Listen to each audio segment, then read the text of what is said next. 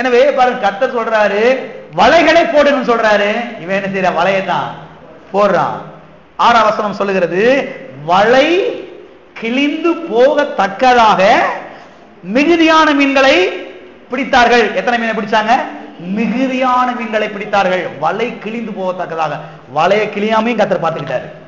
வலை கிழிஞ்சிருந்தா என்ன ஆயிருக்கும்? பிடிச்ச மீனெல்லாம் மறுபடியும் கடலுக்குள்ளேயே போயிட்டு இருக்கும். கர்த்தர் என்னென்னலாம் பண்றாரு பாருங்க.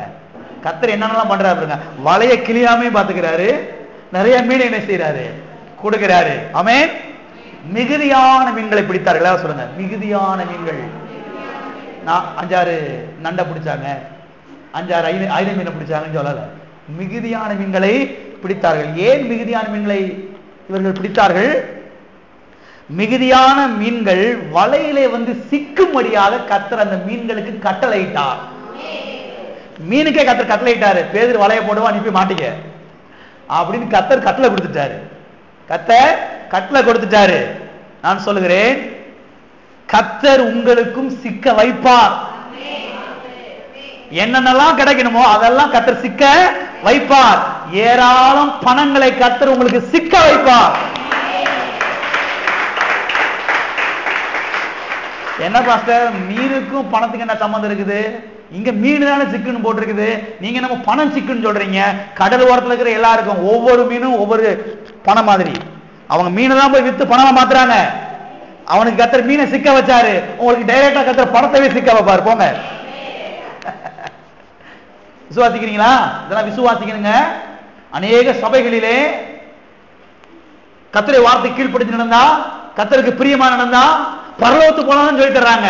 மீன் சிக்குன்னு யாரும் சொல்லி தர மாட்டேங்கிறாங்க. அநேக சபைகளிலே யார் சொல்லிக் கொடுக்கிறது கிடையாது பாருங்க.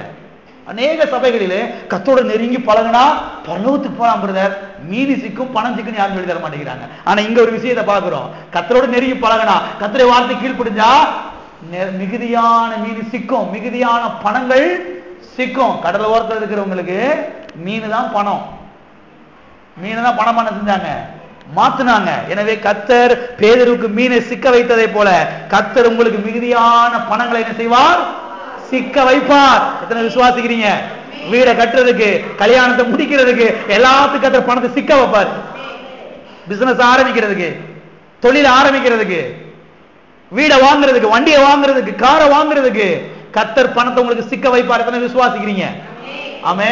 நான் டெய்லி சொல்லிக்கிட்டு இருக்கேன், ஆண்டவரே சிக்க வச்சதுக்காக உங்களுக்கு ஸ்தோத்திரம் ஆண்டவரே. பெரிய பெரிய பணத்தொகைகள், பெரிய பெரிய கட்டுகள் என் மடியில வந்து விழுகிறபடியா உங்களுக்கு ஸ்தோத்திரம்.